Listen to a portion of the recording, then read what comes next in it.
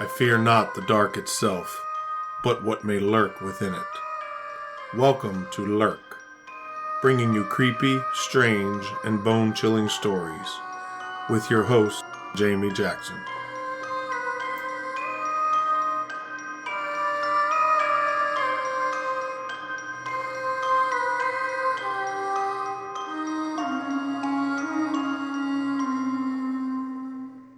Hey Lurkers, welcome to this week's episode. Real quick, don't forget that Lurk will be set up at the Wytheville UFO Festival in Wytheville, Virginia on June 8th. I've turned that trip into a longer vacation that includes some haunted locations, so stay tuned for that. And then on June 15th, we will be at the Sasquatch Saturday in Sykesville, Maryland.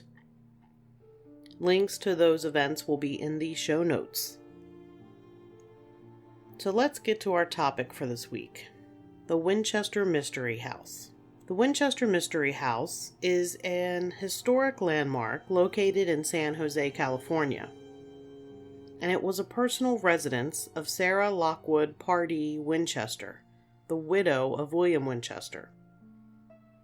Before I get too far ahead, I want to start at the beginning of this story and share a little bit of the timeline. In 1837, William Wirt Winchester was born in Baltimore, Maryland. He was the only son of Oliver Winchester. And in 1839, Sarah Lockwood was born in New Haven, Connecticut. Sarah, who went by Sally, had by all accounts a happy childhood, with access to fantastic education, going on to learn 4 foreign languages: Latin, French, Spanish, and Italian. She studied at Yale College's Associated Female Scholastic Institution and became known for both her extraordinary intelligence and her beauty. Called the Belle of New Haven, Sarah had many admirers. On September 30th, 1862, Sarah marries William, who is a brother to one of her classmates and a member of a wealthy New Haven family. He is also the sole heir to the Winchester Repeating Arms Company. In 1866, the Winchesters experience both joy when their daughter Annie Pardee Winchester is born on July 12th, and sorrow when she dies a mere 5.5 months later from marasmus. Marasmus is severe undernutrition. It's a deficiency in all macronutrients that the body requires to function, including carbohydrates, proteins, and fats. Marasmus causes visible wasting of fat and muscle under the skin, giving bodies an emaciated appearance. It occurs in the 3-month to 9-month age group, commonly due to early weaning and inadequate feeding with the resultant starvation of the infant. It does not necessarily mean that they starved their child, but more than likely there was some underlying condition. Their daughter's death was followed by the death of Sarah's father in 1869. In 1873, Winchester Rifle Model 73, the gun that won the West, is released. Sarah's mother dies in 1880, and then Oliver Winchester, William's father, dies also in 1880 and leaves William the company. But at this time, William is also seriously ill and dies of tuberculosis in 1881, just 3 months after his father.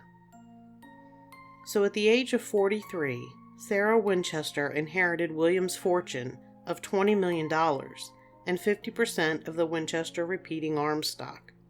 $20 million in 1881 is equivalent to $612,415,686.27 in 2024.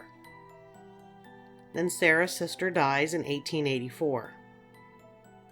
Sarah Winchester sought a reason for all the bad luck her family had endured, specifically the tragic death of her only child and the death of her husband.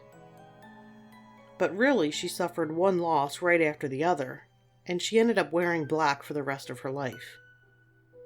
She went to noted psychic Adam Coombs to ask for his help. Coombs told her that the spirits of all those killed by the Winchester rifles were now taking revenge on her family, and Sarah herself was cursed. He went on to tell her she could avoid this curse by moving out west, buying a house, and remodeling or building it following the guidance of those spirits. And the construction needed to continue nonstop. In 1885, Sarah moves from Connecticut to California, and in 1886 purchases a 2-story, 8-room farmhouse that she called Llanada Villa, which will become known as the Winchester Mystery House. Beginning in 1886, Sarah Winchester began construction. Carpenters and laborers were hired full-time, and work began with no end in sight. There were workers working in 2 shifts, so that construction went on 24 hours a day, 7 days a week. Ceaseless designs, redesigns, additions, and teardowns were ordered, with results that were both beautiful and bizarre. There was no architect involved in the design, just Sarah Winchester's vision. Sarah is said to have consulted the spirits by holding regular seances in the mansion, and during those seances, the latest addition to the house was designed. Sarah also was said to have a fascination with the number 13.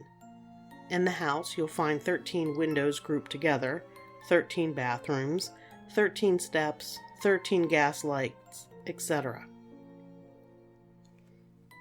By 1904, the farmhouse had become a monstrous 7-story mansion, undoubtedly a sight to behold.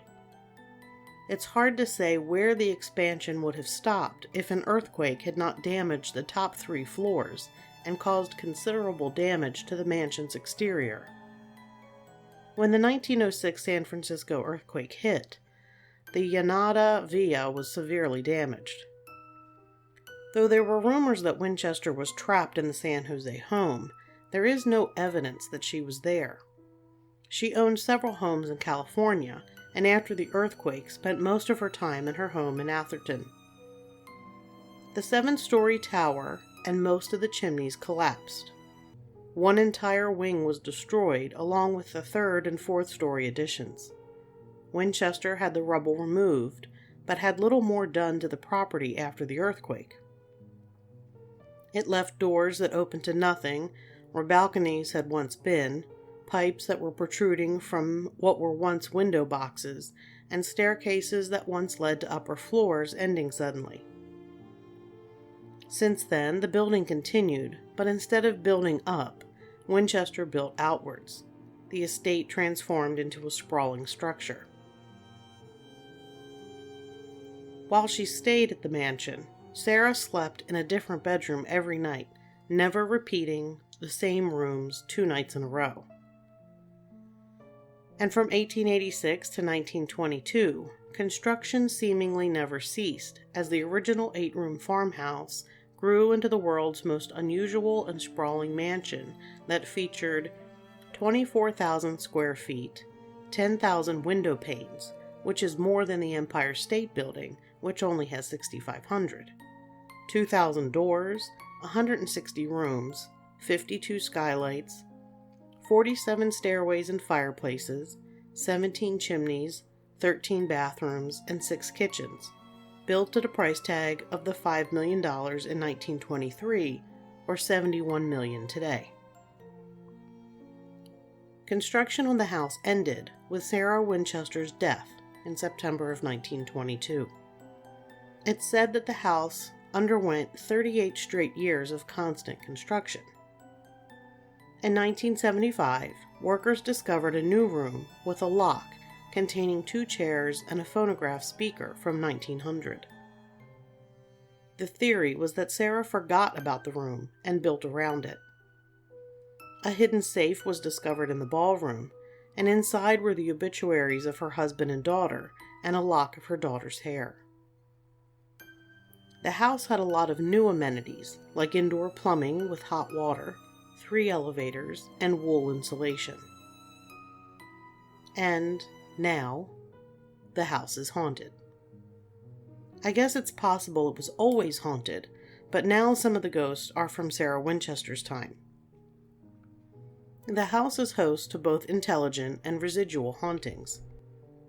Intelligent hauntings refer to spirits that seem to be aware of the human occupants of a location and interact with them on some level. A residual haunting is where the haunting is more like a film strip. You're witnessing something that plays out again and again, and it doesn't interact at all, or seem to even know that you're there. Often there are footsteps heard and the slamming of doors in areas that aren't open to the public. There's the odor of homemade chicken soup that comes from the kitchen. The kitchen is inoperable. There's also a rocking chair that is seen rocking on its own, and sometimes visitors will feel a tug on their clothing. But there have been other encounters as well. One morning, as a maintenance worker entered the water tower, he heard footsteps on the floor above. He went to confront the trespasser, but the footsteps always seemed to be one step ahead of him and one floor above. His search ended on the roof, with no one in sight. In the Hall of Fires, named for the large number of fireplaces it holds, a worker was up on a ladder when he felt a tap on his shoulder. He turned, but there was no one there. He went back to his work, and then he felt like a hand was pressing against his back. He was still alone in the room. It didn't take him long to pack up his things and leave. In 1906, the San Francisco earthquake damaged the house, and the legend says that Sarah Winchester became trapped in a room until workers were able to free her. The room was then sealed shut, and stayed that way until recently when it was opened for tours. During a tour, when the group was looking in that room, the guide heard a loud sigh in the hallway. He went out to get the guest and reunite them with the group, but there was no one in the hall. Then the guide saw a ghostly form gliding around the corner. He followed, but didn't see anyone, though he did hear the sigh again. Perhaps it was Sarah Winchester herself, not very happy that the room had been unsealed. There's another famous ghost roaming the halls of the Winchester house, though his fame came about after his death. He's famous because he is one of the most prominent hauntings, that of the former construction worker named Clyde. He's been seen in the grand ballroom and in the basement. Sometimes he's seen working on the fireplaces and pushing a wheelbarrow full of ash or coal. He has thick black hair and a mustache, and is seen wearing white overalls and a broad Victorian hat. The most common report has been the sighting of shadow people. They are seen moving around corners and down hallways, and showing up in windows. There are a couple of first-hand accounts of some of the activity. One reads, "We were in the house in the spring of 2017, shooting video of various locations. When we went to the editing bay to put the footage together, we were surprised to find that video taken of the various boilers in the basement had a distinct ripple effect in the middle of the shot. Footage before and after did not contain this type of video static, and it was only centered in the center of the frame, almost as if something was walking in circles in front of us." Another person said, "I often hear footsteps going all the way up the main staircase, and then stopping at the top, but there's no one walking up." A tour guide in the house shared this. "I was standing in her bedroom once when suddenly I heard noise coming from the cabinets in the dressing room nearby. The cabinets had been closed, and they're very difficult to open, especially in a short amount of time. When I got into the room, all 3 cabinet doors were wide open. I checked every place a person could hide or slip out, but there was no one there." Harry Houdini visited the house when he was in town speaking. Houdini was famous not only for his magic, but also for debunking the paranormal. He never provided a detailed summary of his visit, but he did suggest calling it the Winchester Mystery House. But is the mystery house really that mysterious? In a letter written in 1906, Sarah herself wrote that the house looked like a crazy person had built it. Was she crazy? She sent workers away for months at a time, so the story that the house was in continuous construction is not true. The doors and the stairs to nowhere are quite possibly the result of the 1906 earthquake, where areas of the house were destroyed and blocked off. She cared for her staff, and they were intensely loyal to her and did not share any information about her or her life, leaving locals to speculate. Though people say she received ideas on construction from the great beyond during seances, it's important to know that seances were a social affair at that time. Large groups of people participated in them, not just one little old lady. And it's unlikely that Sarah Winchester felt guilt or responsibility for the manufacture of guns and the deaths that they were associated with. That's a 21st century opinion. During Sarah's time, guns were thought of in a completely different term. They were a part of everyday life, and the mindset at the time would not have lent itself to guilt over making them. I mean, she didn't feel guilty enough to give up her 50% of the shares of the company. There's another theory about the house, and that's that she was building and creating a puzzle full of encryptions inspired by the work of English philosopher Francis Bacon.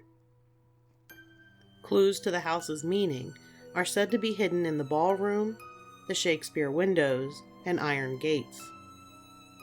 And this suggests that Sarah Winchester might have been a member of the secret society known as the Rosicrucians. A third theory of why Sarah Winchester was doing so much construction and designing herself is that she and her late husband designed their home in Connecticut, and she was reliving happier times in her life by designing her new home. No matter what the theory is on why the house was the way that it is definitely haunted. My own personal opinion is that those loyal servants that Sarah took care of are still there taking care of the home. If you're in San Jose, California, you can visit the Winchester Mystery House and see for yourself. The house is open daily except Thanksgiving and Christmas. Advance tickets are required and available through their website at winchestermysteryhouse.com. That's going to do it for this episode. Remember, you can listen to Lurk wherever you find your favorite podcasts or at lurkpodcast.com. On the website, we have all of our episodes along with links to our social media accounts. Make sure you like or follow us on one of them. If you like what you hear, tell a friend and consider giving us a 5-star review. Remember to mark your calendar for June 8th for Wytheville, Virginia, and June 15th for Sykesville, Maryland. Definitely stop by and say hi if you happen to be in the area. And until next time, keep lurking.